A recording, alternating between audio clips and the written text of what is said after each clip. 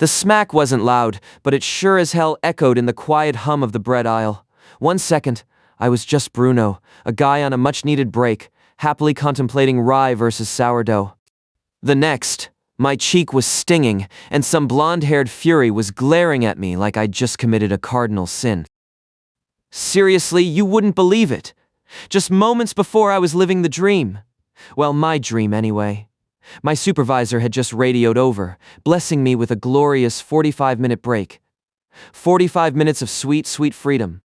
I practically ripped my work coat off, practically skipped out the door.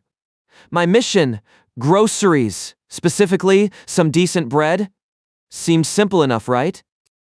So, there I was, pushing a basket that felt suspiciously light, a pleasant buzz of having time to myself, heading straight for the carbs. I was deep in thought, weighing the merits of whole wheat versus artisan sourdough, when this woman just materialized beside me. She was maybe late 40s, sharp blonde bob, and a face that looked like it was permanently stuck on displeased. You know the type. Let's just call her Karen because, well, the shoe fits. "Excuse me," she barked, not even a question in her tone. "There's a boy over by produce, drinking from a bottle without paying. Are you going to do something about it?" I blinked. My initial thought was, what's that got to do with me? But I'm a polite guy usually. "Ma'am," I said, giving her my most neutral customer service smile, "I actually don't work here. And even if I did, I'm on my break right now, so I really don't have the authority to intervene." That's when her face went from displeased to incandescent rage in about 0.2 seconds. Her eyes narrowed. "Don't you lie to me," she spat, her voice rising. "You're clearly an employee. I saw you come in through the back. You're just trying to shirk your responsibilities." I felt a little spike of irritation. "Look, lady, I'm telling you the truth. I'm literally just trying to buy some bread." I started to turn away, hoping to de-escalate, to just escape this weird confrontation. But Karen wasn't done. Oh no. Before I could take a second step, her hand shot out, clamping around my arm with surprising strength. "You are not walking away from me," she screeched. And then, without another word, she hauled back and smacked me across the face. Not a gentle tap either. It was a full-on, open-palm slap that made my head snap back and sent a jolt of shock through me. "What the hell, lady?" I yelled, more out of pure disbelief than anger. My cheek was burning. Instinct took over and I pushed her away from me, hard enough that she stumbled back a step or two. "Don't you dare touch me again." She looked genuinely shocked that I'd reacted. Then her face twisted, and she started screaming at the top of her lungs about assault, about how I'd attacked her. I fumbled for my radio, heart pounding, trying to call my supervisor for backup, but her shrill accusations were drowning everything out. Just then, my supervisor, Sarah, rounded the corner. She must have heard the commotion. "Bruno? What's going on here?" she asked, her eyes wide as she took in the scene. Me, red-faced and shaken, and Karen pointing a furious finger at me, tears starting to well up dramatically. "This man just assaulted me," Karen shrieked, her voice cracking with fake anguish. "He pushed me. He's refusing to help me with a problem. I want him fired." Sarah looked at me, then at Karen, clearly trying to process what was happening. "Assault, Bruno?" she questioned, a hint of doubt in her voice. "Okay, let's just calm down, everyone. This store has cameras everywhere. Let's just review the footage." Honestly, I was so relieved to hear that. A security guard who must have been alerted by the ruckus showed up then, and Sarah quickly explained the situation. They took us all to a back room and the manager joined us. The manager, a no-nonsense woman named Brenda, quickly pulled up the relevant camera feed. We all watched as the interaction played out, Karen approaching me, my polite response, her escalating agitation, the grab, the slap, which to my relief was very clear, my reaction, and her subsequent screaming. The security guard, bless him, confirmed that Karen had definitely slapped me multiple times. Multiple. I hadn't even processed that in the heat of the moment. Brenda turned to Karen, her face completely unreadable. "Ma'am," she said, her voice like steel, "the footage clearly shows you initiated physical contact and struck our employee. This is assault." Then she turned to me. "Bruno, do you want us to call the police?"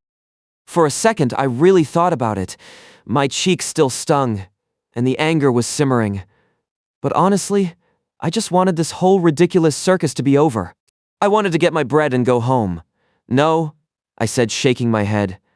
I want a 10% discount on my next purchase here. It felt like a petty request for something so wild. But it was all I could think of. Just a small concession.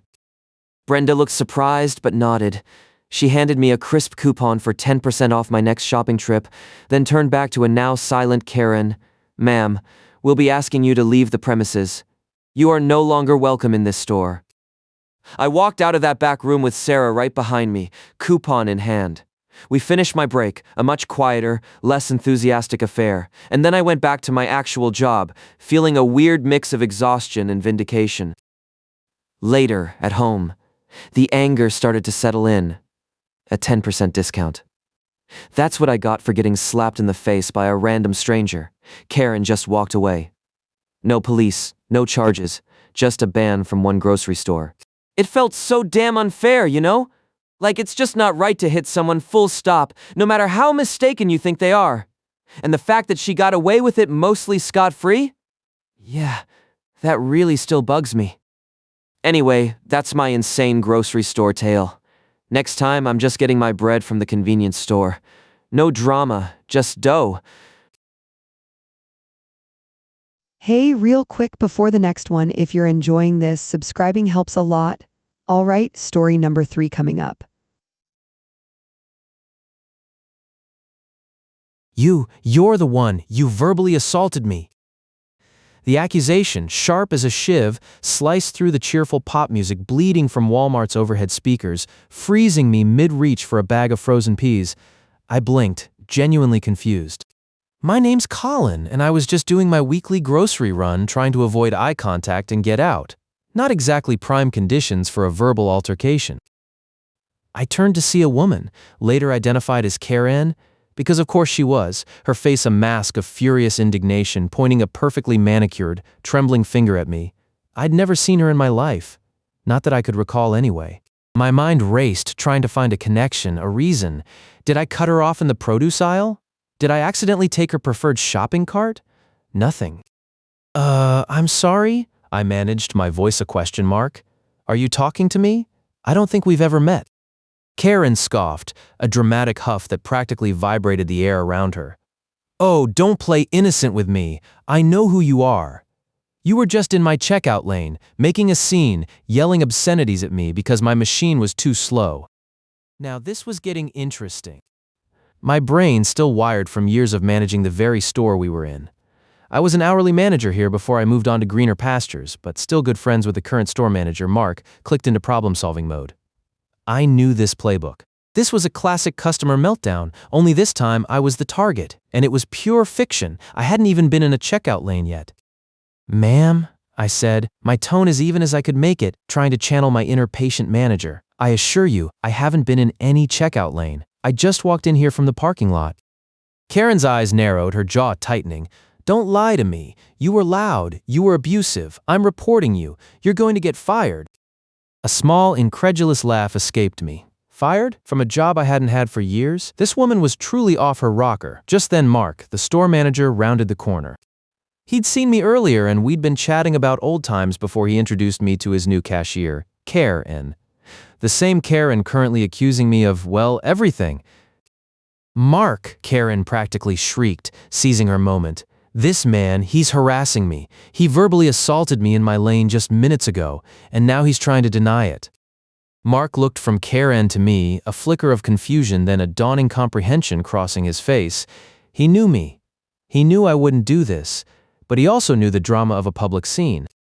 "Colin, what's going on here?" Mark asked, his voice calm but firm, the way you speak when you're trying to de-escalate a potential incident. "Mark, I honestly have no idea," I replied, gesturing helplessly at Karen. "She just accused me of verbally assaulting her in her checkout lane, but I haven't even gone through a register yet." Karen started to hyperventilate. "He's lying. He's lying right to your face, Mark. He called me useless. He threatened me." Her voice was climbing to a full-blown wail, attracting stares from several shoppers now. Alright, this was beyond a simple misunderstanding. This was getting ugly. Look, Karen, I said, remembering her name from Mark's introduction earlier. This is getting ridiculous. If you truly believe I've done something wrong, then let's go to security. We can review the tapes, get it all sorted out, clear my name. I figured a direct challenge, backed by the certainty of surveillance, would shut her down. Big mistake. The word security hit Karen like a physical blow. Her face went from furious to pale, then crimson again. No, I'm not going anywhere. I want my items. My card was declined, but I know it's good. It's your fault. Karen, I don't have your items, I said, trying to keep the exasperation out of my voice, and your card decline has nothing to do with me. I'm trying to help you get this resolved. Just then, Big Mike, the head of security, a man whose presence alone could quell most disturbances, appeared as if summoned by the sheer volume of Karen's protests. He took in the scene, the screaming cashier, the bewildered former manager, and the increasingly concerned store manager. Everything all right here, Mark? Mike rumbled, his voice low but carrying. Not quite, Mike, Mark sighed, running a hand through his hair. It seems we have an incident. Colin here is being accused of verbal assault by Karen. Mike nodded slowly, his gaze sweeping over Karen, who was now clutching her chest dramatically. Right? Karen, sir, if you'll both follow me to the office, we can sort this out professionally. Karen, looking cornered, started to squawk. I'm not going anywhere. I want my groceries. This is an outrage. You can't just drag me into some back room. Actually, Karen, Mark interjected, his voice losing its patient edge and hardening into store manager mode. If you're making accusations like this, we absolutely can, and will. Now, let's go. Reluctantly, defiantly, Karen allowed herself to be escorted, still muttering threats and demands. Inside the small, sterile security office, the air was thick with tension. Mark and Mike sat across from Karen, while I stood slightly to the side. Karen, Mark began. Before we go any further, I need to be clear. Accusations of verbal assault are serious. If the tapes show nothing, and I suspect they won't, then you've made a false accusation. If you continue to disrupt the store, we will have to detain you until the police arrive. Karen's eyes widened. Police? You can't. I want my items. My card is good, just give me my groceries. Her voice was shrill, close to breaking. Your card was declined, Karen, Mark said, his voice now flat. You need to calm down. No, it's all his fault, she shrieked, pointing at me again. Mark sighed, shaking his head. Karen, I'm going to ask you one more time to cooperate. Otherwise, we'll have no choice. She just stared back, defiant, but a tremor ran through her. Mark looked at Mike, who gave a small nod. All right, Karen, Mark said, his voice regretful but resolute. You'll be detained here until the police arrive. He turned to me. Colin, I think you've done enough. You're free to go. I didn't need to be told twice. I mumbled a quick thanks, Mark, and slipped out of the office, the door clicking shut behind me. As I walked away, the muffled sound of Karen's renewed protests echoing down the hallway, I couldn't help but shake my head. Some people... I was halfway through the checkout line, a different one this time, far from Karen's register, when a thought struck me. I pulled out my phone, quickly texting Mark. Hey, what was up with Karen's card? She was so adamant it was good. My phone buzzed almost instantly, later Colin, but for the record, her card was declined because it was reported stolen and flagged. Happened right before you two ran into each other. I paused, scanning the text again, stolen card, declination, public embarrassment. It all clicked. Her bizarre, unprovoked attack on me wasn't just entitlement, it was a desperate, panicked attempt to deflect from her own incredibly stressful, incredibly criminal situation. The verbal assault accusation, the screaming, the refusal to cooperate, it was all a frantic smokescreen. A dark, amused chuckle escaped me. Karen wasn't just entitled, she was cornered, and her reaction was to try and take down the first unsuspecting former manager she saw. What a story. Yeah, I'd seen a lot of Karens in my time working retail, but this one definitely took the cake. And it looked like she wouldn't be getting her groceries, stolen card or not. Some days retail really is a circus. The first sign something was seriously wrong wasn't her voice. My headphones were doing a bang-up job muffling the world. No, it was the sharp, almost violent tug on my shirt that nearly ripped an earbud out. I spun around, heart hammering, to find a woman's face, a contorted mask of pure, unadulterated rage, inches from mine. Finally, she shrieked, her voice cutting right through my music. Took you long enough. How are you supposed to help customers with those things glued to your head, huh? Get 'em off. I swear, my jaw practically hit the gleaming linoleum. I'd been just minding my business, headphones on, humming along to some indie rock, making a mental inventory for my grocery list in aisle 5. Not an employee uniform in sight, just my regular t-shirt and jeans. It was barely 10 a.m., and this woman was already at a 10. I carefully pulled my headphones down, one earpiece dangling, and tried to speak calmly. "Excuse me, ma'am, I don't actually work here." Her eyes already narrowed, practically fused into slits. "Oh, don't you dare play dumb with me. I saw you earlier. Now stop making excuses and get your lazy butt back to the deli counter. I need a pound of smoked ham, thinly sliced, and I don't have all day." A pound of smoked ham? My brain genuinely short-circuited for a second. The audacity was just breathtaking. "Ma'am, I really don't work here. I'm a customer, just like you." I gestured vaguely at my cart, filled with mundane things like cereal and dog food. "See? No uniform, no name tag, just trying to get my groceries." She, however, was having none of it. She actually snorted, a truly unattractive sound. "Oh, please. You're wearing a plain t-shirt? That's your uniform. I know how these stores try to trick people. Now, are you going to get my ham, or am I going to have to speak to your manager and get you fired?"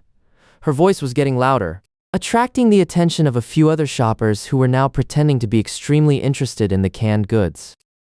My patience, usually pretty robust, was rapidly evaporating. "Listen, lady, I don't know who you think you are, but you don't get to just walk up to strangers and start yelling at them and demanding things. It's beyond rude." The customer is always right. She practically screamed, jabbing a finger so close to my face I almost flinched. "And I'm a customer. You're clearly an employee, and you're failing at your job. Now go get my ham." At this point, I could feel my face getting hot. This wasn't just annoying, it was genuinely infuriating. She was making a scene, disrupting my morning, and actively refusing to believe reality. No, the customer is not always right, especially when they're half blind and stupid. "I'm not getting you anything because I don't work here. You can yell all you want. You can threaten to get me fired, but you're just making yourself look like a fool." Her jaw dropped. For a split second, she was speechless, probably shocked that someone dared to talk back. But then her face went from crimson to a dangerous shade of purple. You insubordinate little punk. I'll have your job.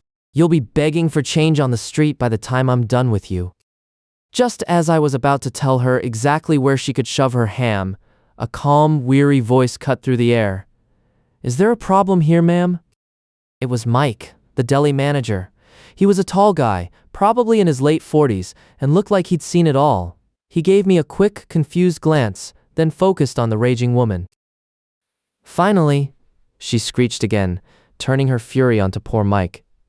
This arrogant, lazy excuse for an employee refused to help me. He's been rude, he's been insolent, and he even called me names. "I demand he be fired immediately, and as compensation for this horrible service, I expect my smoked ham free of charge." She pointed at me, a theatrical flourish. Mike's eyebrows did a little dance of disbelief. He looked at me again, then back at her. "Ma'am Cameron, he doesn't work here. He's a customer. I know him. He's in here almost every Tuesday morning." For a moment, the woman actually stuttered, her furious expression warring with a flicker of confusion.